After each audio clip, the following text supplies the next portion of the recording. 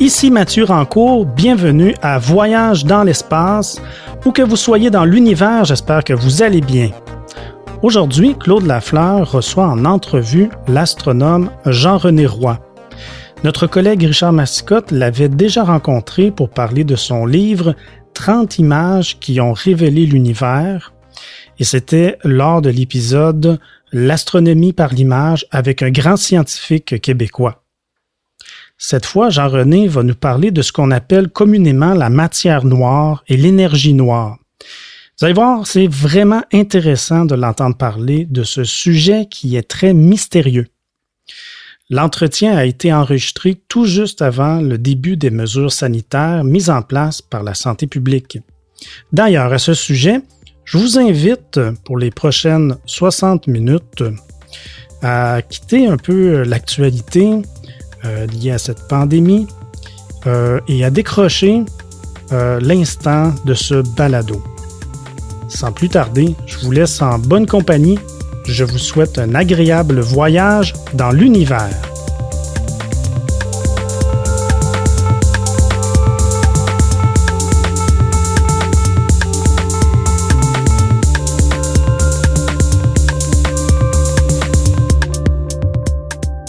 Bonjour, mesdames et messieurs. Et oui, c'est moi, Claude, cette semaine, qui va être l'intervieweur parce que j'ai décidé d'aborder un sujet qui est assez complexe et j'ai décidé donc de me faire aider par quelqu'un qui connaît bien le sujet, un astronome professionnel qui est assis juste en face de moi, Jean-René Roy. Comme Mathieu l'a dit un peu plus tôt dans sa présentation, Jean-René est auteur de plusieurs livres, dont le fameux livre « L'univers en 30 images », dont on a fait un balado il y a à peu près 6 mois, à l'automne 2019. On a consacré un balado. Notre ami Richard avait interviewé Jean-René pour son livre. Ça vaut la peine d'écouter le balado parce qu'il y a beaucoup d'informations. Et aujourd'hui, ce dont on va parler, c'est de cosmologie. Je pense qu'on peut l'appeler comme ça parce qu'on va vous parler de la matière noire et de l'énergie noire, ou la matière sombre, comme on va en parler un peu plus tard. L'idée étant que l'univers qu'on connaît, l'univers qu'on observe, c'est à peu près 5% de tout l'univers qui existe en réalité. Il y a 95% de l'univers qui n'est pas de la matière visible comme celle qu'on voit. Donc, c'est ce dont on va parler avec Jean-René, qui est un astronome professionnel. D'ailleurs, on en a parlé dans le balado il y a 6 mois, qui nous revient aujourd'hui. Mais avant de commencer le sujet, j'aimerais ça que Jean-René m'explique un peu brièvement comment il est devenu astronome. Qu'est-ce qui a fait qu'un jour, il ait choisi d'être astronome? Mais en premier lieu, bonjour Jean-René. Bonjour Claude, c'est un plaisir d'être de retour avec vous pour faire ce second balado pour moi et je sais pas quel numéro pour vous qui faites un ouvrage absolument extraordinaire de partage. C'est le 44e. Bravo. Comment je suis devenu astronome? Ben, ça arrive pas tout d'un coup, mais pour moi, ça s'est fait un petit peu lentement. Je dirais que mon premier éclair, entre guillemets, là, qui m'a mis sur la piste, je m'en souviens pas mal bien, j'avais 9 ans. Et c'était l'automne, je revenais chez moi, je pense, de l'épicerie que mon père tenait, dans la petite ville d'Acton Vale, dans les cantons de l'Est, qui est à peu près à 100 km à l'est de Montréal. Tout d'un coup, c'était un ciel absolument magnifique et je marchais, j'ai vu devant moi, on pouvait voir le ciel dans nos petites villes et probablement nos grandes villes à l'époque. J'ai vu les étoiles, probablement c'était la Grande Ourse parce que je connais mon ciel maintenant. Et je me suis dit, il y a quelque chose que je voulais comprendre de ce ciel qui m'émerveillait cette fois-là, peut-être plus qu'à l'habitude. Et je me suis dit, je veux devenir un savant. J'avais cette notion de savant, mais astronome, j'étais pas sûr que ça existait, entre guillemets. Donc, à 9 ans, quelqu'un qui étudiait les étoiles, ça faisait partie des savants. Donc, c'est peut-être mon premier moment. Le deuxième moment, pour un peu faire une histoire qui était moins claire que celle que je raconte, c'était, là, j'étais au collège, j'étais pensionnaire à Granby, au Mont-Sacré-Cœur, et parce qu'il n'y avait pas d'école secondaire quand j'ai fini mon primaire à Acton Vale, donc on m'a envoyé, me croyant plein de talent, on m'a dit, tu vas aller poursuivre ton éducation, et à ce moment-là, il y a un événement qui est arrivé à l'automne 1957 et probablement plusieurs de vos auditeurs familiers avec votre série vont se rappeler Spoutnik 1. Et je me souviens très bien Au collège, les frères mettaient, on n'avait pas des journaux, là, les jeunes, mais ils découpaient les pages de journaux et les affichaient. Et je me souviens d'avoir vu les Russes, parce qu'on parlait des Russes à ce moment-là, on parlait des Soviétiques quand on les trouvait plus méchants. Et les Russes ont mis en orbite un satellite, en gros, Sputnik. Et là, moi, j'ai compris un peu ce que ça voulait dire. Mais je demandais aux frères autour de moi de m'expliquer ce que c'était. Ils savaient à peu près, ils arrivaient pas trop, et finalement, je me suis rendu compte que je le savais peut-être plus que je me suis retrouvé après quelques semaines, c'est moi qui expliquais ce qui se passait. Donc ça, c'est un moment clé. Si pour beaucoup de personnes qui sont des scientifiques et des ingénieurs aujourd'hui, le moment d'Apollo 11 en juillet 1969 était un moment clé, je dirais que pour moi, ce moment Sputnik de 1957 a été un moment assez important, un moment déclencheur. Donc, je suis un enfant Sputnik. Oui, OK. Et comme moi, je suis un enfant Apollo. C'est ça. Dans cette foulée-là, ce qui est arrivé, c'est quand même au collège, on avait quand même si on n'avait pas beaucoup de livres, il y avait pas mal de choses traitant de sciences. Et cette époque, le lancement de Sputnik, c'est pas fait dans le vide. C'était quelque chose que les Russes avaient annoncé au moins 1 an, 2 ans avant 1957, comme une partie de leur participation à la fameuse année internationale géophysique pour étudier l'atmosphère, les océans, les pôles de la Terre et l'atmosphère, etc. Donc ensuite, j'ai fait mon parcours, j'ai fait l'école normale, je suis allé à l'université au département de physique et là, quand j'ai eu à décider de faire des études graduées, pour moi, c'était évident que c'était l'astrophysique et j'ai fait une maîtrise et un doctorat dans ce domaine en étudiant le Soleil. Et j'ai évolué, j'ai étudié pas mal de choses qui constituent l'univers et dont on va parler aujourd'hui. C'est ça. C'est intéressant parce que tu étais l'exemple, comme moi aussi, de comment des événements scientifiques peuvent influencer des jeunes et les stimuler à faire carrière dans un domaine de science. Des fois, les gens se demandent à quoi ça sert d'explorer l'espace. Ben, ça sert à stimuler des jeunes à entreprendre des carrières, pas nécessairement dans le domaine spatial. Il y en a peut-être qui sont devenus médecins parce qu'ils ont été impressionnés par des réalisations spatiales. Fait que c'est un bel exemple. Nous allons parler aujourd'hui donc de la matière sombre et de l'énergie noire. C'est un domaine que vous connaissez. Enfin, je ne sais pas si je dois te tutoyer ou te vous voyez, mais c'est un domaine que tu connais parce que tu l'as enseigné, tu as travaillé là-dessus. En tout cas, tu as écrit sur ce sujet-là. Oui, j'ai écrit. Est-ce que je le connais? Je le connais autant que le sujet peut être connu par, disons, un professionnel comme moi. Je suis pas impliqué dans des expériences en particulier pour essayer de trouver quel type de particules pourrait constituer cette fameuse matière sombre. Donc, on va y revenir. Mais pour moi, le sujet me fascine peut-être plutôt de l'autre point de vue que j'aime beaucoup, celui de un peu de philosophie, d'épistémologie, comment on connaît l'univers. Et cette partie-là est intrigante parce que c'est quelque chose qui reste, je dirais, plutôt du domaine hypothétique, dans le sens qu'on n'a pas identifié exactement ce que c'est. C'est plutôt à type d'explication qu'on invoque ces deux notions de matière sombre et d'énergie noire, auquel on va revenir. Et c'est cet aspect-là plus qui m'intéresse que l'aspect d'être chercheur dans ces domaines. Je m'intéresse plus à la partie avec laquelle tout le monde est plus familier, là, qui est la matière normale, qu'on appelle la matière baryonique, ce qui est fait de protons, de neutrons et d'électrons, qui forment finalement la table autour de laquelle nous sommes, nous-mêmes comme êtres vivants, les planètes, même les trous noirs, ne sachant pas que comment est la matière à l'intérieur des noirs. Les trous noirs, c'est de la matière normale, faite à partir de protons, neutrons et électrons, qui est sûrement dans un état fort différent de ce qui est autour. Donc, je suis heureux d'en parler, mais mon approche va être celle un peu du dilettante professionnel. Ouais. Mais c'est excellent parce que tu vas nous expliquer ce que c'est. Fait qu'on va revenir dans quelques instants avec la suite où on va parler de l'univers d'abord qu'on connaît, l'univers visible. Merci à nos nouveaux patrons, David Pelletier, Mathieu Légaré et notre jeune patron, Édouard Légaré. Merci également à Thomas Tronchon qui a augmenté sa contribution. C'est très apprécié.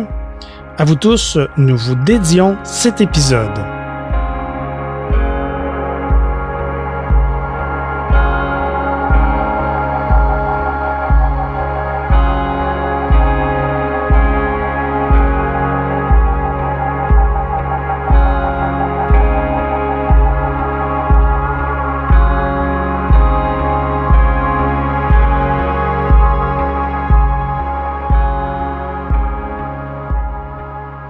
Bon, ben, de retour après cette petite musique douce qui fait toujours plaisir à entendre. Avant de parler de la matière noire et la matière sombre et l'énergie noire, qui constitue 95% de l'univers, on va parler du 5% qu'on connaît, c'est-à-dire l'univers visible, celui que nous, on peut voir quand on regarde le firmament, quand on regarde le ciel, celui que Jean-René a vu quand il avait 9 ans puis qui l'a déjà fasciné. C'est aussi l'univers qu'on voit quand on regarde des livres d'astronomie, c'est l'univers que nous montre Hubble. Donc, de quoi est fait l'univers visible qu'on connaît? Comment on peut le décrire, l'univers, en termes Donc, comme j'ai fait allusion tantôt, c'est l'univers avec la masse et la matière qu'on connaît depuis que l'homme est homme et a conscience de son environnement. Donc, c'est ce qui est la matière normale. Ça peut être de l'air, ça peut être un solide comme un métal, ça peut être sous forme liquide. Et quand c'est à très haute température, ça va être sous forme d'un gaz très, très chaud qui est fait de protons, d'électrons et d'autres particules, d'ions lourds, qui vont garder leurs neutrons ici et qui, par exemple, vont constituer les étoiles. Donc, si on revient aux premiers états de matière que j'ai décrits, matière solide, bon, la Terre, c'est un solide. C'est fait essentiellement de solide. Avec, quand la température monte à l'intérieur, ça devient plus plastique et ça devient même probablement liquide au centre de la Terre. Donc, on voit que cette matière rocheuse peut toujours rester dans le même état et constituer quelque chose qui est familier. Et aussi, et ça, on va le voir dans des corps que sont les autres planètes. La plupart des autres planètes vont avoir au moins une partie solide. Et j'ai parlé d'état liquide, et là, dans la région interne du système solaire, il n'y a pas beaucoup de liquide. On pense que la Terre a beaucoup d'eau, mais il y en a très peu. À l'intérieur du système solaire, on n'a pas réussi à garder notre eau, et celle qu'on a maintenant, elle a été acquise par d'autres objets qui sont plus vers l'extérieur, qui avaient gardé l'eau sous forme des glaces primitives et qui nous est tombée dessus pendant le premier milliard d'années de l'histoire de la Terre.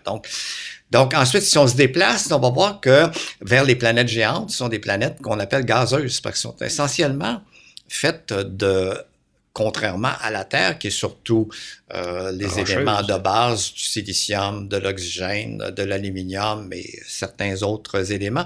Quand on se déplace vers l'extérieur, quand on arrive à Jupiter en particulier, c'est un corps qui est fait, comme les étoiles, surtout d'hydrogène et d'hélium. Donc, qui sont les deux éléments les plus abondants dans l'univers. Donc, on a parlé de proportions tantôt, là, mais quand on regarde les atomes dans tout l'univers, les atomes de la masse dite visible, la masse dite baryonique, retenez ce mot baryonique. Pour moi, baryonique, c'est de la matière normale, entre guillemets, qui nous est familière. Donc, à peu près 92% des atomes de l'univers sont des atomes d'hydrogène. 6-7% sont des atomes d'hélium. Et eux, ils ont une histoire particulière. Et il y a un petit pourcent qui reste là. C'est tout le reste. C'est tout le reste. C'est tout le reste du tableau périodique dont nous sommes faits. Donc, mais pour revenir à comment les choses sont faites dans l'univers, donc Jupiter est fait surtout d'hydrogène et d'hélium, et on pourrait dire un peu comme une étoile manquée. Donc, elle est trop petite, elle n'a pas pu avoir un centre par gravitation, par effondrement, qui s'est chauffé pour démarrer des réactions nucléaires. Donc, pour avoir cet autre état de matière auquel que j'ai fait allusion plus tôt, celui de gaz très, très chaud, il faut avoir une masse beaucoup plus grande, environ 1000 fois plus grande que Jupiter, qui est la masse du Soleil.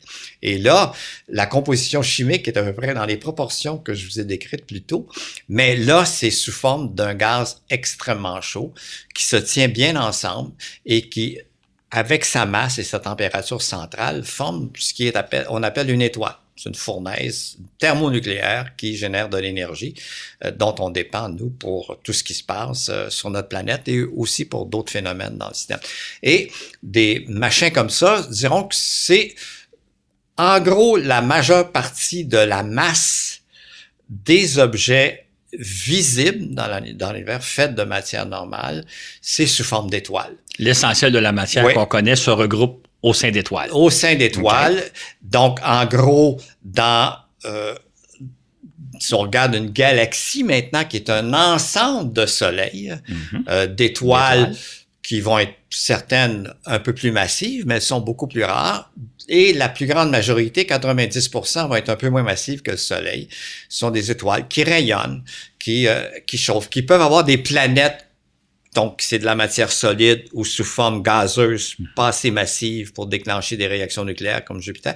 Donc, ce sont finalement des systèmes qui vont contenir essentiellement la masse dans leur étoile centrale et 1/1000e de la masse dans ce petit système périphérique, un peu comme une petite pollution interplanétaire à laquelle on appartient, qui quand même a son importance dans l'univers. Dans le fond, au sein de notre système solaire, 99,9% de la matière est concentrée au Soleil. C'est ça. Tout le reste, c'est les planètes et les satellites naturels autour de ces planètes-là, le gaz et tout le kit. Ouais. Les étoiles constituent l'essentiel de la matière visible qu'on connaît. L'essentiel de la matière visible, à moins qu'on ait des petites surprises auxquelles on va revenir. OK. Donc, et ces étoiles-là forment des galaxies.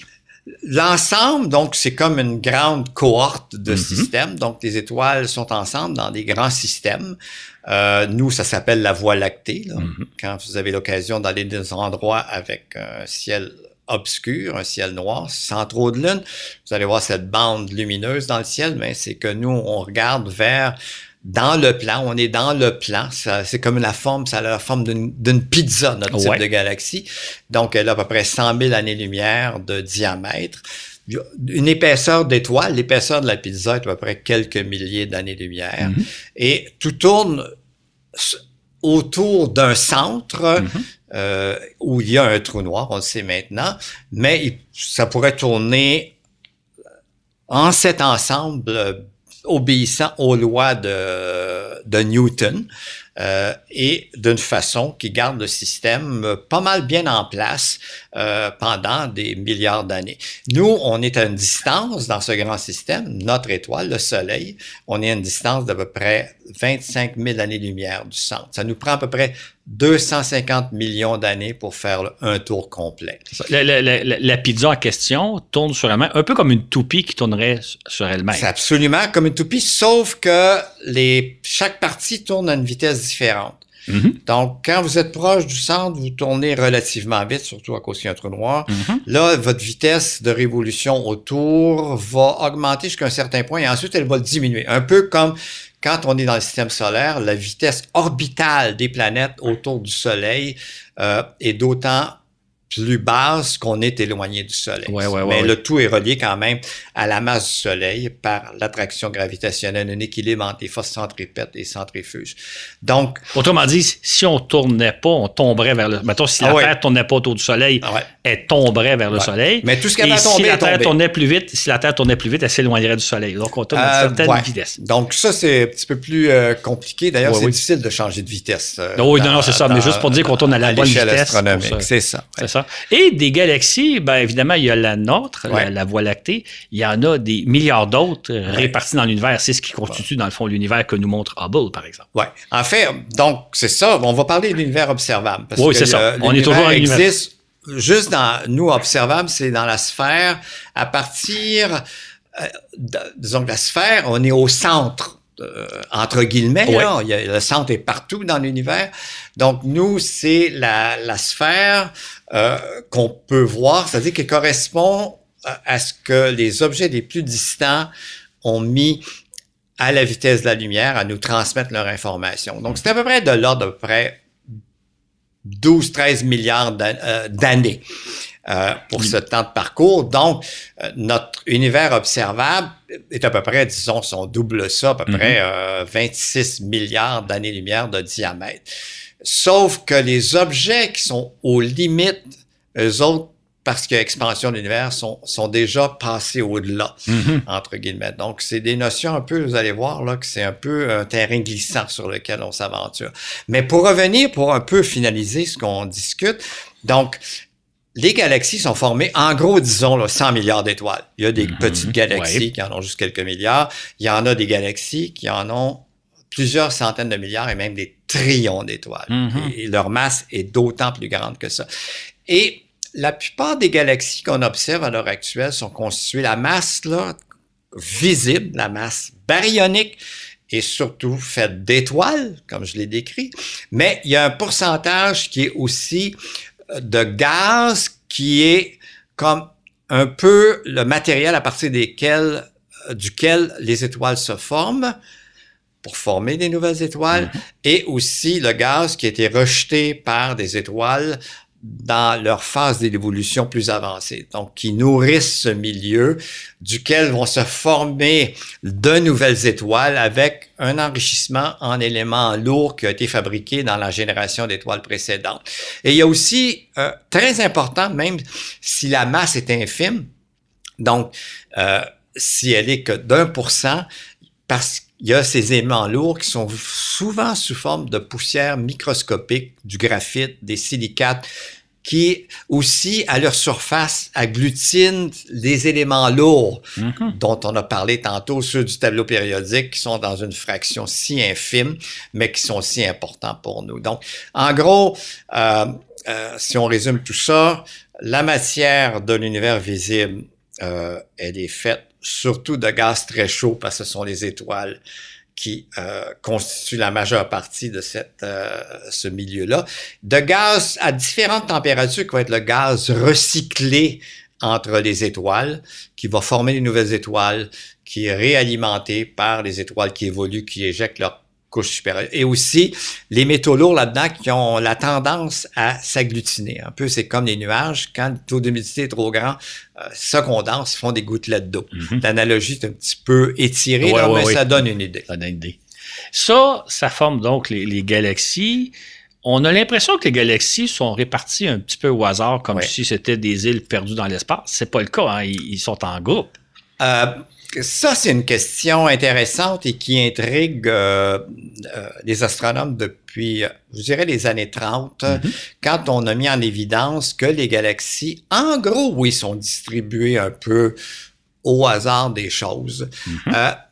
Mais à une échelle, disons, si on regarde l'univers à l'échelle de 1 milliard d'années-lumière au moins, qui est une fraction assez importante de l'univers visible, comme je vous ai dit. Quand même. Les choses sont un peu différentes. Au-delà d'1 milliard d'années-lumière, on pourrait dire que tout est à peu près pareil, distribué uniformément.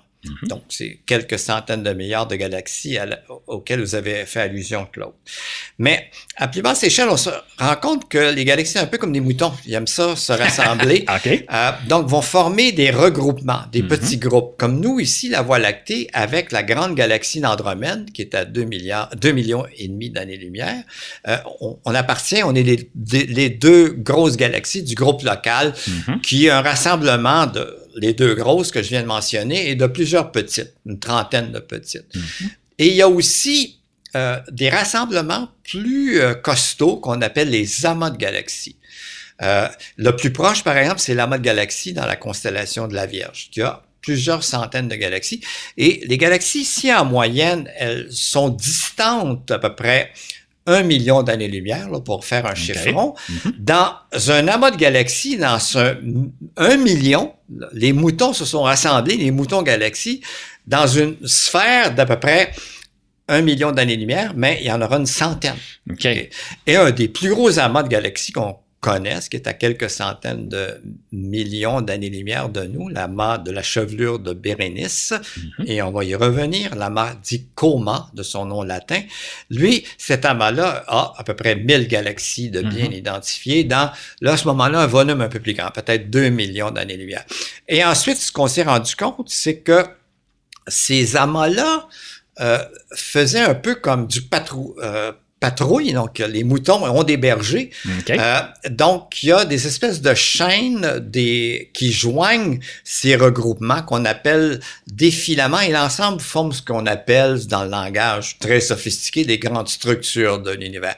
Donc, tout ça a l'air comme d'un patron, là, je dirais, qui ressemblerait à une toile d'araignée, mais qui aurait été brassé un peu par le vent et tout. Donc, c'est pas ultra régulier, mais ça revient à votre point que à une échelle d'1 milliard d'années-lumière, au moins, cette matière visible qu'on voit sous forme d'étoiles rassemblées dans des galaxies s'assemble dans des patrons qui montrent une certaine organisation, des regroupements, et ensuite, cette espèce de système de chapelet qui relie tout ça ensemble.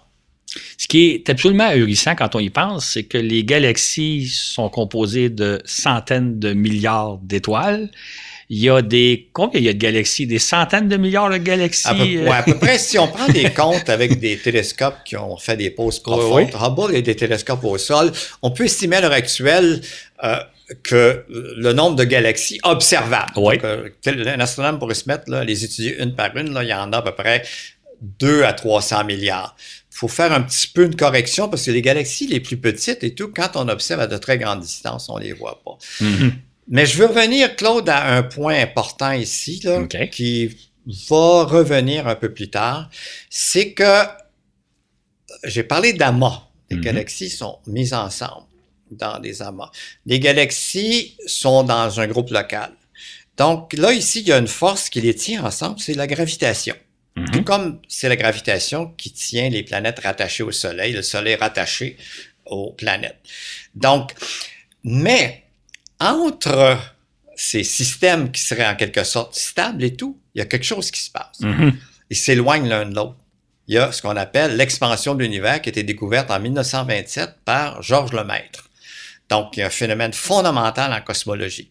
Donc, on pourrait dire que les îlots dont on vient parler, que sont les amas de galaxies, le groupe local, ce sont des petits endroits qui sont en quelque sorte protégés à l'abri de l'expansion de l'univers. On garde notre entité, nous. On peut perdre des membres de temps en temps. Okay. On peut en acquérir d'autres qui viennent de tomber dessus. Mais c'est un phénomène qui maintenant, à l'âge que l'univers a, qui est assez peu fréquent. Donc, il faut se rappeler de ça. Donc, il y a quelque chose de plus fondamental là, que je viens de mentionner. L'espace est en expansion. Comme on va en parler un peu plus tôt.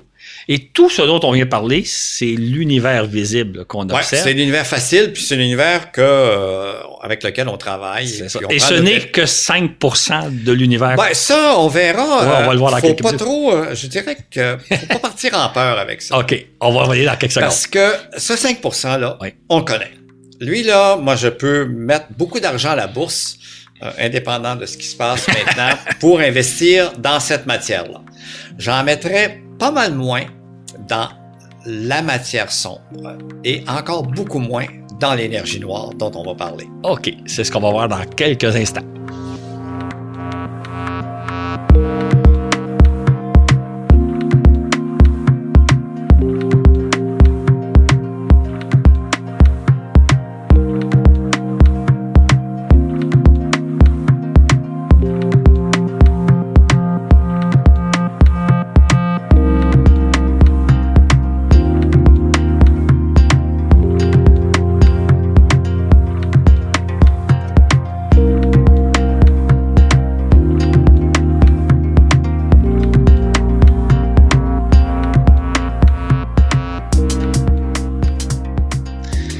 Fait que maintenant qu'on a parlé du 5% de l'univers qu'on peut observer, on va s'aventurer dans une première tranche de l'univers qui est celui qu'on appelle la matière noire ou la matière sombre, comme on va le voir dans quelques minutes. D'où vient l'idée que l'univers n'est pas fait que de la matière visible comme on pourrait l'imaginer, mais qu'il y a quelque chose d'autre. On a trouvé éventuellement, il y a à peu près un siècle, dans les années 1930, si je ne m'abuse, qu'il y avait quelque chose qui clochait, qui fait que il y a quelque chose d'autre que la fameuse matière qu'on observe, qui est composée d'étoiles, de galaxies et de milliards de galaxies. De quoi s'agit-il? Comment ça a commencé l'idée de matière qu'on ne peut pas percevoir? Ça, c'est l'intrus dans la maison qu'on n'aime pas. OK. Ça a pris du temps avant qu'on accepte qu'il y avait quelque chose là, qu'il fallait expliquer, qui était mal compris. Les premières allusions à la présence de ce que j'appelle plus de masse que ce qu'on obtient si on fait la comptabilité de tout ce que j'ai décrit plus tôt. Les étoiles, les trous noirs, les planètes, les pamplemousses, les patates, les chiens, les vaches. Donc, on s'est rendu compte qu'on avait besoin d'autres choses pour expliquer la vitesse des étoiles ou des galaxies. Ça a commencé par la vitesse des étoiles dans notre propre galaxie, il y a à peu près 100 ans, par un astronome néerlandais du nom de Jan Oort, qui, lui, a essayé justement de mesurer la masse de notre Voie lactée. Et on mesure la masse de la Voie lactée comme vous mesurez votre poids, entre guillemets, là, c'est pas la masse tout à fait, en montant sur une balance. Et il y a un système de ressort qui vous dit de combien vous faites enfoncer. C'est la force d'attraction de la Terre sur vous qui est reliée à votre masse. Donc, la même chose, on peut mesurer la masse du Soleil en connaissant seulement la vitesse de la Terre autour du Soleil et la distance à laquelle est la Terre. Vous dérivez tout de suite, c'est un problème qu'on peut faire à l'école secondaire, la masse du Soleil. Donc ça, c'est relié à ce qu'on appelle la théorie gravitationnelle de Newton. Juste qu'on comprenne bien peut-être, tu me corrigeras si besoin, mais si le fait que la Terre se déplace à une certaine vitesse, qui est de l'ordre de 30 km/s. Exact. Si le Soleil était plus massif, la Terre devrait se déplacer plus rapidement pour compenser l'attraction du Soleil. Oui. Si le Soleil était moins massif, la Terre pourrait tourner à une vitesse un peu plus lente. Donc, le fait de connaître... À la même distance. À la même distance, c'est ça, à la même distance. Fait que le fait de connaître la vitesse de la Terre autour du Soleil nous permet de calculer la masse du Soleil. Oui, exactement. Okay. Donc, ce qui a été fait, c'était plus subtil que ça, c'est que Jan Oort a déterminé la vitesse moyenne de deux façons. La vitesse que les étoiles se déplaçaient, parce qu'on avait un peu une bonne idée de la dimension de la Voie lactée, mais surtout la façon, parce qu'il y avait des étoiles, sont pas toutes dans le même plan, les étoiles se déplacent un peu perpendiculaire à la pizza. Okay. Puis là, ils voyaient que justement, la vitesse était plus élevée que ce à quoi ils s'attendaient en regardant simplement, faisant la somme un peu des masses qu'on pouvait dériver de façon différente. Donc, comme si la Terre tournait plus vite que la masse qu'on évalue du Soleil. Ouais. Ou l'autre façon, je dirais, si la Terre était plus massive et on était assis comme ça ici, donc si vous essayez de sauter, si vous auriez plus de misère à monter, à sauter haut. La gravité, ça plus fort. Si vous tombiez de votre chaise, vous tomberiez plus brutalement sur le sol. Donc, lui, ce qu'il s'est rendu compte, c'est que les étoiles, ils montaient pas aussi hautes quand elles dérivaient de leur orbite comme telle. Donc, à ce moment-là, il a introduit le terme masse manquante. Et d'ailleurs, j'aime beaucoup cet homme, et on va y revenir. Donc, je vais pas confondre les gens. C'est pas une masse noire, masse sombre, déjà mélangeant, là. Je vais en envoyer un autre, masse cachée. OK. Parce que c'est plus l'effet qu'il y a quelque chose qui n'a rien à voir avec la matière baryonique. C'est ça qu'on s'est rendu compte et on va y revenir à ça. Donc, mais celui qui a mis le sujet là, vraiment sur le radar, c'est Fritz Zwicky, un astronome suisse travaillant aux États-Unis dans les années 30. Donc, lui, c'est un peu la même idée. Il est intéressé au fameux regroupement de moutons-galaxies, des grands amas de galaxies. Et il s'est dit, je vais essayer quand même de faire deux choses. Il voulait calculer la masse des galaxies, mais ici, il dit, j'aimerais ça calculer la masse totale de toutes les galaxies dans l'amas, donc la masse du troupeau de moutons amas de galaxies. Et il s'est dit, bon, il a fait d'abord l'approche comptable, il a compté les galaxies. Il a dit, chaque galaxie correspond par la lumière à tant d'étoiles, il a fait la somme de ça. Mais ensuite, il a pris la méthode de la balance. Il a pris la loi de Newton. Il a regardé les vitesses orbitales de ces galaxies autour du centre présumé de l'amas de galaxies. Les galaxies tournent autour de ce centre commun, comme les planètes tournent autour du Soleil, et il a fait la même chose qu'on a fait ici. Il a dérivé la masse de l'amas. Il a trouvé un chiffre qui était des dizaines de fois plus élevé que la somme des masses comptables en comptant des étoiles et la lumière, etc. Et c'est lui qui a introduit premier le terme de matière sombre. Il a utilisé dans son article en anglais Duncan Materie, matière sombre. Okay. Donc, l'article a été publié en 1937 et c'est un article classique extraordinaire qu'on fait relire à tous nos étudiants aux études supérieures en astronomie. Donc, je dirais que c'est lui qui met ça sur la table. Mais ça énerve un peu le monde. Les gens aussi trouvent Zwicky un peu bizarre. Il est flyé d'ailleurs, très mauvais caractère. Qu'on comprenne bien, juste résumer un peu, juste dire que lui, il calcule la masse qu'on voit dans un amas de galaxies et se rendre compte que les galaxies se déplacent plus vite que ce qu'implique cette masse-là. Exactement. Il y a donc une masse supérieure à ce qu'on sait, comme si on avait l'impression que le Soleil avait une masse beaucoup plus supérieure à celle qu'on observe. Il y a une matière manquante. Il y a une matière manquante sombre, qui n'est pas la somme de tous les protons, les électrons qu'on a. Il y a quelque chose d'autre. Et beaucoup à part de ça. C'est ça que... Et beaucoup. Pas juste un peu. Il en manque pas un peu, il en manque beaucoup. Maintenant, juste quand même un peu avancé, là, ce qu'a observé Zwicky était correct. C'est-à-dire que il y a quelque chose qui a un effet dynamique qui ne peut pas être expliqué seulement par la matière baryonique. OK? Donc, c'est pour ça que j'aime parler de masse cachée comme telle. Parce que matière sombre, déjà, je suis en train de dire, bon, c'est telle sorte de bébite qui va faire... on dit que c'est de la matière. Alors on dit que c'est de la matière et on n'en est même pas là. OK. On va revenir aux propriétés. Donc, maintenant, ça a été un peu oublié, cette histoire-là. Il y a un grand astronome qui a fait sa thèse de doctorat en regardant la galaxie d'Andromède, la grande galaxie d'Andromède, et il a fait des observations en mesurant la vitesse, un peu ce qu'on a fait mentionner, la vitesse de révolution des étoiles autour du centre de la galaxie d'Andromède. Il a mesuré, il s'est rendu compte qu'au lieu de décroître en s'en allant à l'extérieur vers la partie périphérique de la galaxie d'Andromède, les vitesses augmentaient. OK. En principe, plus quelque chose est près du centre, plus il tourne rapidement. Oui, mais en s'éloignant... Mercure tourne plus vite autour du Soleil que la Terre. En kilomètres par seconde. En kilomètres par seconde. Et la Terre tourne plus vite que Jupiter parce qu'on s'éloigne.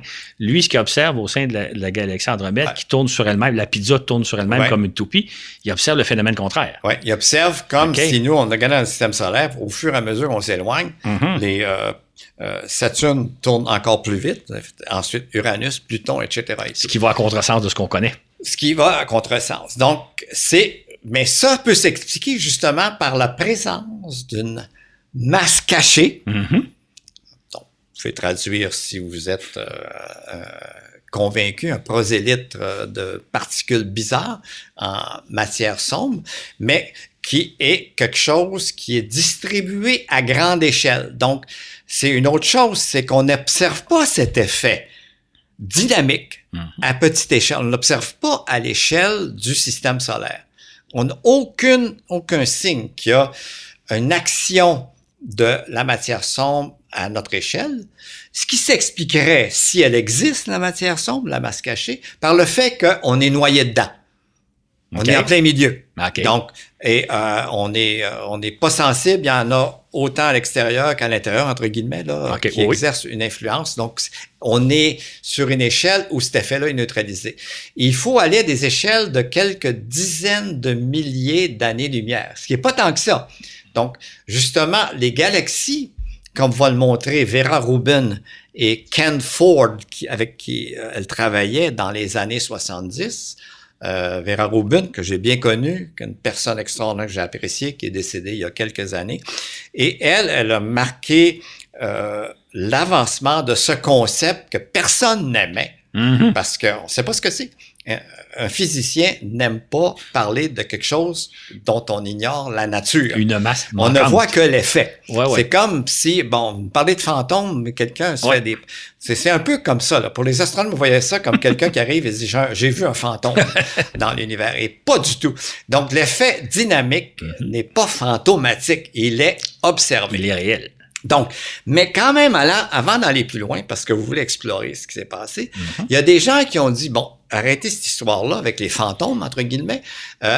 Pourquoi vous invoquez cette bête-là de nature complètement inconnue, alors qu'il y a une façon simple de régler ça? On change la loi de la gravitation.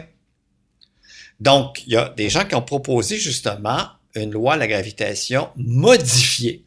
Donc, nous, on est habitués que la force varie avec l'inverse du carré de la distance. Donc, on pourrait mettre un autre terme qui est 1 sur R à la 3 ou quelque chose qui va modifier l'action de la force gravitationnelle à grande distance. Donc, cette approche-là, c'est l'approche un peu iconoclaste, entre guillemets, parce que ça met en cause Newton et ça met même en cause Einstein. Et à l'heure actuelle, c'est difficile de mettre en cause Einstein. Tout ce qui est fait, tout se tient. Donc, juste pour vous aviser ici là que il y a la matière sombre, la majorité des astronomes, des physiciens, pour toutes sortes d'autres raisons aussi, accepte que c'est un concept utile et il vaut la peine de l'explorer, entre autres en essayant d'identifier ce qu'est derrière cette fameuse que j'appelle masse cachée. Qu'est-ce qui constituerait, si elle existe, cette fameuse matière sombre? C'est ça. Donc, mais par contre, il y a un doute qui existe parce que quelqu'un dirait peut-être que si on changeait nos équations, on arriverait au même résultat. Oui. Mais ça va à l'encontre des théories maintes fois démontrées de Newton et d'Einstein. Puis il y a certains autres effets astronomiques qui sont pas expliqués par une théorie de la gravitation modifiée. Mais elle a ses supporters et ils publient. Ils sont moins peut-être suivis, eux autres, parlant de moutons, encore une fois, ils sont des moutons noirs dans le monde. Mais en science, c'est toujours bon d'avoir des gens qui vous remettent en question. Juste parler de la masse manquante. Elle pourrait être faite de quoi? Les gens disent, c'est peut-être des trous noirs, c'est peut-être de l'antimatière, c'est peut-être simplement de la poussière en quantité industrielle qu'on n'a pas repérée. C'est pas ça. Non, on a éliminé toutes ces possibilités. On a éliminé à peu près toutes ces possibilités. Donc, en fait, l'idée ici que ça pourrait être de la matière sous une forme qui est pas assez grosse, pas assez massive pour être comptabilisé. Donc, vous pouvez dire... C'est de la poussière, mais on la voit pas. La poussière, des pamplemousses, mettez-en, mais et ça ne pourrait pas, avec tout ce qu'on sait, et on a même parlé d'avoir les neutrinos. On va y revenir pour faire ça. À un moment donné, ça a été des mini-trous noirs. Parce que on les verrait pas, ils seraient là. Et encore une fois, ils feraient des effets de lentilles, on les détecterait. Le nombre qu'on a besoin est tellement grand que on verrait des effets quand un petit objet comme ça, très massif, ça pourrait être une naine blanche, qu'on ne voit pas parce qu'elle est, mais sa masse tellement grande, quand elle passerait devant une étoile, elle ferait une petite éclipse, il y aurait une signature lumineuse de ce passage. Et la quantité qu'on a de besoin ferait en sorte qu'on verrait ça, ces petits phénomènes de flickering, de perturbation de la lumière serait tellement, devrait être beaucoup plus fréquent. Et il n'y en a pas. Quand on parle de masse manquante, est-ce qu'on peut dire tout de suite que cette masse-là équivaut à 6 fois la masse visible qu'on connaît? Ce qu'on a besoin, c'est 6 fois plus de matière que ce qu'on connaît. Cette masse cachée-là, pour l'effet gravitationnel, elle correspond à une valeur 6 fois plus grande que celle qu'on voit. Donc, c'est pour ça que ça nous en prend beaucoup. Ça nous en prend beaucoup. Mais, comme je vous l'ai dit tantôt, on a besoin à grande échelle et non pas à l'échelle du système solaire. Où ici, si votre poids a augmenté, là, vous n'invoquez pas la masse sombre et tout pour expliquer votre accroissement de poids. Dommage, ça aurait pu être une explication. Fait que, OK, on sait que la masse manquante, ce n'est pas des trous noirs, ce n'est pas des petites étoiles qu'on ne pourrait pas détecter, ce n'est pas de l'antimatière. Ça pourrait être quoi? Donc, première chose, on parle, quelles sont les propriétés de cette masse? J'ai parlé tantôt qu'elle est à grande échelle. Une propriété de base, c'est que on dit qu'elle est sans collision. Et ce que je veux dire ici, c'est que ce qui la constituerait, je vais parler beaucoup au conditionnel ici, vous voyez que j'ai le pied sur le frein, c'est que elle peut pas former des grumeaux. Elle se condense pas. Il y a pas, disons, si elle rentrait en collision, les vitesses ralentiraient. Elle a de la masse. Donc, ce qui est ralenti, autre chose rentrerait dedans. Ça commencerait à faire des boules. Des boules de matière sombre. On voit pas ça. La matière... Elle est comme diffuse. Cachée, diffuse. On se promène dedans sans avoir aucun effet. Donc, elle est, ce qu'on dit en anglais, collisionless, donc sans collision.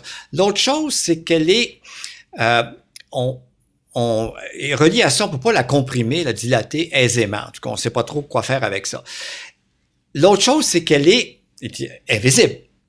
Donc, il n'y a aucune interaction entre les ondes électromagnétiques, la lumière visible, les rayons X, les rayons gamma, les ondes radio, les infrarouges.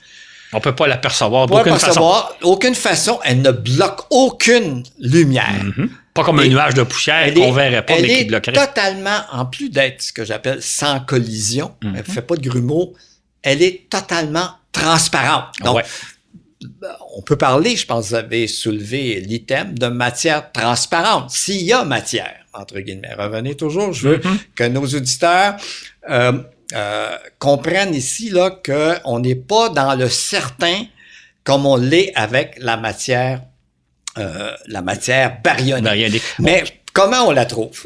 D'où l'idée qu'on devrait plus parler de masse manquante que de matière noire. Ça change rien au problème. Non, mais c'est juste que ça veut dire qu'on ne sait même pas si c'est de la matière. Il y a une masse manquante dont on ne sait pas de quoi elle est faite. Donc, c'est ça. Donc, on fait l'hypothèse que c'est une matière sombre faite de particules qu'on ne connaît pas. OK. Et il faut avoir une certaine catégorie de particules. Il ne faut pas qu'elles soient sensibles à l'interaction avec la lumière. On peut pas rentrer en collision avec. Donc, si vous aviez une voiture en matière dite de cette nature, vous passeriez à travers tout. Vous seriez pas imperméable, vous seriez perméable parfaitement, transparent parfaitement.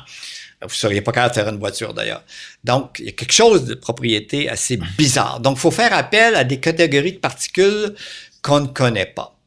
Et les physiciens, jamais à court d'idées, ont fait appel à certains types de particules qui seraient des familles de particules un peu en parallèle avec celles qu'on connaît. J'ai parlé de protons, de neutrons, d'électrons, puis ensuite, bon, ça appartient ça aux fermions, les grandes catégories. On connaît une autre famille qui est les bosons. Les photons, les particules de lumière, ce sont des bosons. On parle du boson de Higgs.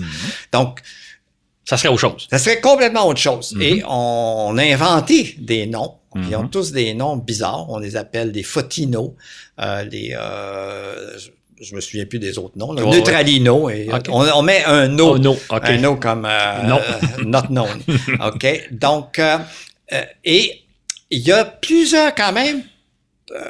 Ça soulève d'intérêt et les gens font des tests pour pouvoir détecter parce qu'ils se disent que il y a quelque chose qui va faire que ces particules, même sur leur probabilité d'interaction telle qu'on le pense, est à peu près nulle, il y en a tellement qu'à un moment donné, on va détecter un petit événement, un flash lumineux dans quelque chose qu'on va compter et on va pouvoir l'attribuer à une particule qu'on ne connaît pas.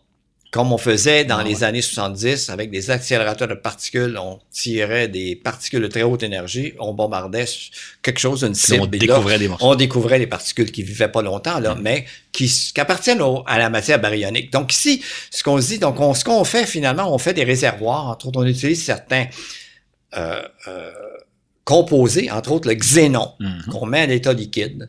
Pour certaines raisons, le xénon serait favorable. On pense que la matière sombre, si elle existe, les particules qui la constituent aimeraient le xénon pour un peu rentrer en collision et faire un flash lumineux qu'on pourrait détecter et dériver l'existence de ces fameuses particules. Donc, en gros, tout ça est regroupé sous des familles qu'on appelle les WIMPs.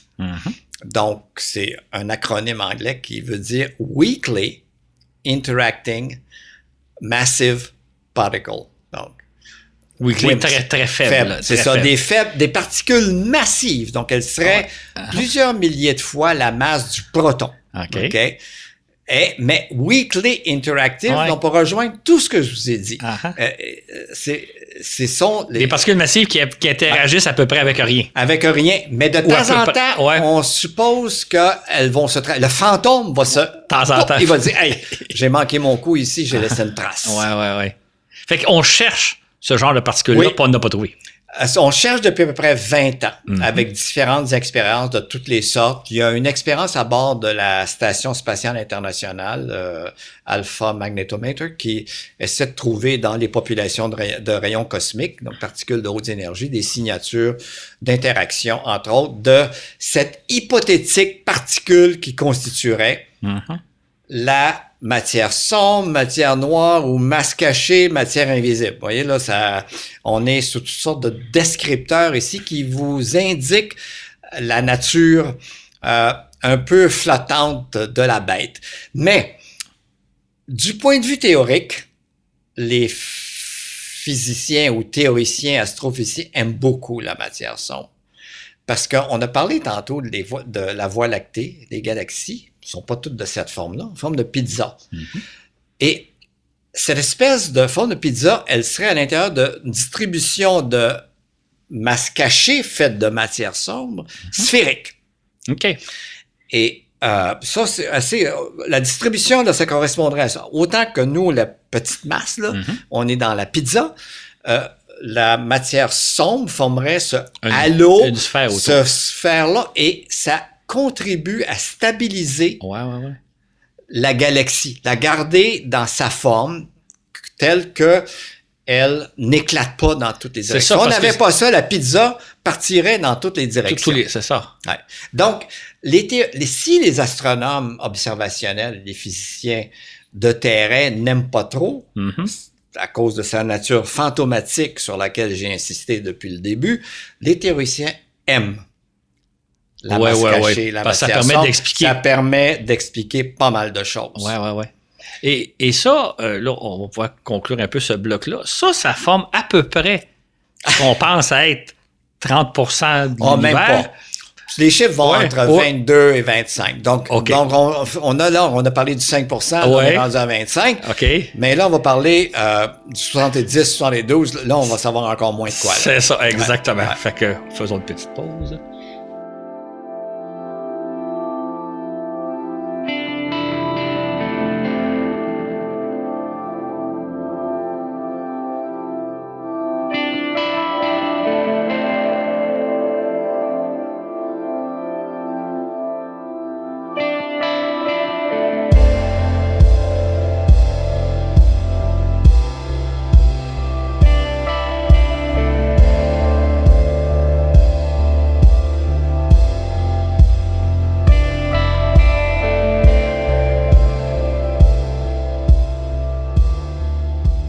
On est maintenant de retour pour parler dans le fond, de l'essentiel de l'univers, parce que jusqu'à maintenant, c'est une relativement petite portion de l'univers. Jean-René vient nous indiquer que la matière visible qu'on connaît, plus la masse manquante, forme à peu près 30% de l'univers. Il reste un 70, peut-être même plus que ça de l'univers, qu'on appelle l'énergie sombre ou l'énergie noire, ou peut-être l'énergie transparente, on verra dans quelques minutes. Donc, il y a quelque chose d'encore plus difficile à saisir, parce que jusqu'à date, j'espère que vous ne nous avez pas perdu. Là, c'est pas évident. Mais là, on rentre, on a fait une découverte il y a à peu près 25 ans, à savoir qu'il y aurait quelque chose d'autre dans l'univers, outre la masse manquante, qui a des effets qu'on peut observer, mais dont on ne sait pas c'est quoi. Et on parle de cette fois-là d'énergie noire. Qu'est-ce que c'est, Jean-René? Donc, d'où ça vient le besoin de créer une autre couche encore plus mystérieuse? Donc, d'abord, le mot, ici, on a parlé de masse tantôt, et on parle d'énergie. Donc, ici, là, il faut rappeler Einstein, E est égal à mc2. Donc, la masse, on pourrait la convertir en énergie. Donc, avoir des joules, entre guillemets, donc selon mc2, ou l'énergie, on peut la mettre en masse, son équivalent masse, OK? Donc, c'est pour ça que c'est bon de regarder ça, un 100%, puis on regarde, on tranche le jambon, 4%, 22, 23% pour la masse cachée qu'on vient de parler. Là, ici, on va faire un sacré saut, parce que je vous ai dit que la masse cachée ou la matière sombre a été un peu le cheveu dans la soupe que plusieurs n'ont pas aimé, même encore... on n'aime pas parler de fantômes. On n'aime pas parler de fantômes. Là, c'est le super fantôme qui s'introduit. Donc, il y a une grosse distinction. Même si tout ça là, est en équivalence masse-énergie, c'est il y a un lien entre les deux. C'est un lien entre les deux. Ce dont on a parlé jusqu'ici, la masse baryonique, étoile, planète, nous-mêmes, etc., la table, la chaise, et la masse cachée, ils ont au moins une propriété en commun. Elles sont sujettes à l'attraction gravitationnelle. Et ça, je vais utiliser le mot un petit peu plus savant. Elles ont de nature gravifique. Okay. Elles produisent qu'on tombe dessus, s'il y en a beaucoup. Elles produisent un champ gravitationnel. Elles produisent un champ gravitationnel. Gravifique. Maintenant, l'énergie noire, elle, c'est le contraire. Elle produit un effet répulsif. Okay. Rappelez-vous, totalement différent. Au lieu de faire que les choses se tombent dessus, restent tenues ensemble, s'agglutinent, l'énergie noire vont faire en sorte que les choses se répulsent. Est-ce que c'est un mot, ça? Et on en a besoin. On en a besoin, en tout cas. Donc, c'est totalement différent. on avait un avant-goût de ça avec les équations de la gravitation, les équations de la gravitation et de la géométrie de l'espace d'Einstein dans la relativité générale, où Einstein, et c'est la nature des équations, on n'irait pas dans le détail, avait introduit un terme comme ça de répulsion parce que Einstein l'avait introduit pour faire autre chose, lui. Oui. Einstein l'avait fait pour que l'univers ne soit pas en expansion. Il a mis son fameux, qu'on appelle la lettre lambda, qui est le symbole algébrique dans ses équations. Mais il y avait donc une force attractive qui compressait l'univers. Ouais, mais lui, il a puis dit, il a mis une force répulsive pour que les deux s'équilibrent. Ouais, il a fait, il dit, je vais faire quelque chose. Puis le terme était là. Dans les équations, là, c'est des équations qui marchent du point de vue mathématique. Il y en a besoin du lambda. Mais lui, je vais lui faire de quoi? Je vais l'empêcher que l'univers tombe sous lui-même ou qu'il soit en expansion. D'ailleurs, ça a été le choc de Einstein quand Georges Lemaître, en 1927, est arrivé. Non seulement l'équation, elle est bonne si on laisse l'univers en expansion, puis on laisse lambda faire un peu ce qu'il veut, mais les observations astronomiques qu'il avait à sa disposition confirment que l'univers n'est pas statique, mais en expansion. En expansion. Donc, juste pour vous dire que mathématiquement, l'énergie noire est un peu comme consistante avec les équations de la relativité générale. Ouais, mais finalement, on avait travaillé avec le lambda, qui était, comme Lemaître a insisté et décrit tellement qu'il agissait comme une force de répulsion. Donc, tout ça se fait des équilibres et le résultat sera que ce soit statique si tout est égal ou que ce soit s'il y a un qui est plus haut que l'autre, ça va être l'expansion. Si l'autre est plus haut, ça va être l'expansion, puis ensuite la contraction. Donc, l'univers va se refermer sur lui-même. Et c'est dans les années 90 qu'on a découvert la nécessité d'avoir de l'énergie. Donc, ce qui arrive, tout ça était beau jusqu'en 98, alors qu'un groupe d'astronomes que je connais très bien a fait des mesures pour mesurer le taux d'expansion de l'univers en fonction du temps. Et la raison derrière ce qu'ils faisaient, ce qui les motivait, c'est de voir comment la masse présente dans l'univers va agir comme elle fait dans la théorie de Newton, dans la théorie de Einstein, comment elle va ralentir l'effet d'expansion. Tout comme vous envoyez une balle en l'air, vous regardez la balle aller, elle ralentit, atteint un maximum, puis elle revient. OK? Donc, c'est normal. Ici, avec les équations normales, c'est que tout ça, dépendant de la force d'attraction de la Terre et tout, si on y a de balles à une vitesse plus grande que la vitesse d'échappement, comme vos auditeurs de cette série devez savoir, vous pouvez vous échapper à la Terre. Donc, ce qui arrive ici, c'est que le résultat, au lieu de mesurer une décélération du taux d'expansion de l'univers en fonction du temps ou de la distance en astronomie, ils ont mesuré une accélération. Ça, c'était totalement inattendu. Juste préciser une petite chose. Est-ce que, mettons, au début des années 90, on pensait que l'univers était en expansion à une vitesse constante depuis les tout débuts? Ou on pensait que la vitesse ralentissait de plus en plus jusqu'à éventuellement elle atteindrait zéro? Non, on savait qu'elle allait ralentir, mais aussi dépendant de la masse n'était pas suffisante pour arrêter tout ça. Donc on se disait, l'expansion de l'univers devrait ralentir progressivement, mais jamais arrêter. Et là, ce qu'on a découvert grâce à Hubble, le télescope et non pas Edwin, ce qu'on a découvert, c'est que non, la vitesse d'expansion de l'univers accélère. C'est ça. Et pas seulement avec Hubble, beaucoup avec des télescopes au sol. Et d'ailleurs, j'ai moi-même, quand j'étais à Gemini, on a continué pendant les derniers 20 ans à prendre des mesures d'objets, entre autres des supernovas à différentes distances pour solidifier ce résultat. Donc, j'ai pris, moi, plusieurs points sur ces courbes en travaillant pour mes collègues astronomes. Donc, l'univers s'étend de plus en plus rapidement. Donc, l'univers s'étend de certaine façon, en fonction de la distance, la vitesse est d'autant plus grande. Là, comme le ballon qui gonfle, les points plus lointains nous paraissent aller encore plus vite. Donc ici, mais il y a quelque chose qui fait que ça va encore plus vite que ce à quoi on s'attendait. Donc, il y a quelque chose, la force de répulsion, entre guillemets, est encore plus grande. Donc, les gens ont invoqué, encore une fois, là, un autre fantôme.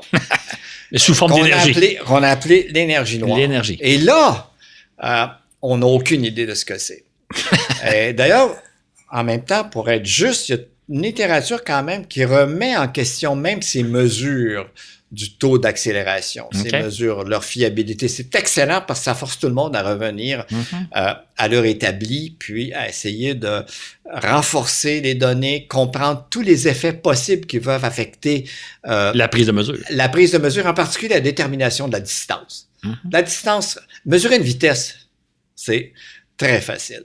Mais mesurer une distance en astronomie, ça reste toujours le problème. Parce qu'il y a toujours de quoi de la poussière qui va faire paraître l'objet plus loin qu'il est, etc. Et tout. Donc, il faut tenir de compte. Et aussi, de dire, quand on observe des supernovas proches et quand on observe des supernovas à 10 milliards d'années-lumière, est-ce que leur comportement est le même? Est le même? Donc, toutes ces questions-là. Donc, moi, je demande à revenir à cette notion de ces trois constituants de l'univers, dans le E est égal à mc2, matière baryonique, ce qui paraît la plus petite fraction, et celle qui est la mieux connue, celle-là, on la comprend, on sait ce qu'elle fait. L'autre, le premier fantôme dont on parlait, la masse cachée, matière sombre, matière noire, elle, on connaît ses propriétés. On voit ses effets. On voit ses effets, mais il y a quelques théories alternatives pour s'en passer. Mais elles ont leurs problèmes.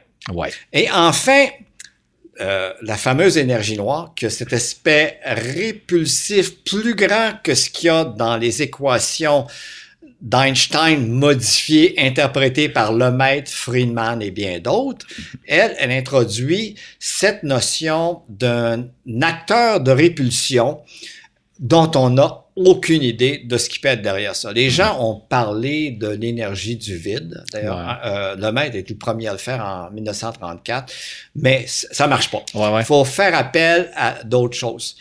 Donc, et c'est une notion complexe. C'est une notion de pression négative. Donc là, j'utilise des termes encore plus mêlants pour les auditeurs parce que... Puis je dirais pression négative qui vient un peu de nulle part. Quand on lit ça, on a l'impression qu'on est plus que dans la science-fiction. Mais l'action qui se produit, là, c'est un peu comme de répulsion. L'analogie, les gens prennent, disons que c'est comme un élastique qu'on tend, mais à l'inverse. Mais j'aime mieux comme d'imaginer comme un ressort qui est comprimé que vous laissez aller. Donc, OK. Donc, il va y avoir, le ressort va pousser, il va faire de la répulsion. Mais ici, avec l'énergie noire, on a besoin d'un ressort dont on n'a aucune idée. Il fait quelque chose qu'un ressort normal ne fait pas. Il fait quelque chose que les équations simples d'Einstein, entre guillemets, ne prédisent pas. Prédisent l'expansion, prédisent un paquet d'autres choses, mais cet effet d'accélération, et d'autant plus que l'accélération semble avoir été plus importante dans les derniers 5 milliards d'années que dans l'histoire préalable de l'univers, post-Big Bang, qui a commencé il y a 13 milliards 800 millions d'années. Donc, pourquoi ce serait un effet récent, un effet d'une crise d'adolescence de l'univers? Non, on n'est pas là encore. Je pense que, je vais vous dire une chose, je pense que l'accélération de l'expansion, c'est réel. C'est vrai sûr, ça. Mais son interprétation en termes d'énergie noire, c'est un essai pour, encore une fois, pour essayer d'expliquer. Donc, tout comme à l'heure actuelle, l'aspect dynamique qui semble être manifesté par une masse cachée, cet aspect dynamique, on mesure. Les vitesses sont tellement plus grandes. Il est réel. On a besoin de quelque chose. Mais ce quelque chose-là, on n'a aucune idée de ce qu'il est. Et l'accélération de l'expansion, c'est réel. C'est réel. Très probablement. OK, mais l'explication, elle l'est peut-être pas. L'explication, on est encore à la recherche d'une interprétation qui va satisfaire. Donc, on est aux limites. On travaille dans le temps passé. On suppose que les propriétés de l'univers ont toujours été les mêmes. Il n'y a aucune raison de dévier de ça. Mais c'est ce qui fait le plaisir et la fascination de faire cette exploration. Absolument. Écoutez, Jean-René, on a fait un tour d'horizon, je pense, absolument remarquable. Je pense que moi, personnellement, j'ai appris beaucoup. Je pense que nos auditeurs et auditrices ont aussi appris beaucoup. Ça a vraiment été passionnant. Je vous remercie beaucoup. Et il y aura peut-être une suite, éventuellement, si on découvre la solution aux deux problèmes qui nous intéressent aujourd'hui. Fait que merci beaucoup, Jean-René, puis salut à tout le monde et bonne semaine. C'était un grand plaisir. C'est ce qui met fin à cet épisode. Un immense merci encore une fois à Jean-René Roy pour son temps et sa générosité. À noter qu'il aborde le sujet de la matière sombre dans son livre « 30 images qui ont révélé l'univers ». C'est dans la 4e partie de son livre, au chapitre 27. De plus, en raison de la pandémie qui nous affecte tous, Claude a décidé de donner le fascicule écrit de cet épisode à tout le monde. Ce sera disponible de façon publique, le 12 avril prochain. 12 avril 2020. Le document écrit de cette entrevue sera donc disponible gratuitement sur notre page Patreon. Le lien est dans la description. Nos généreux patrons, eux, vont recevoir et le fascicule et le balado avant tout le monde. J'en profite pour les remercier. Merci à tous nos patrons qui nous supportent. C'est grandement apprécié.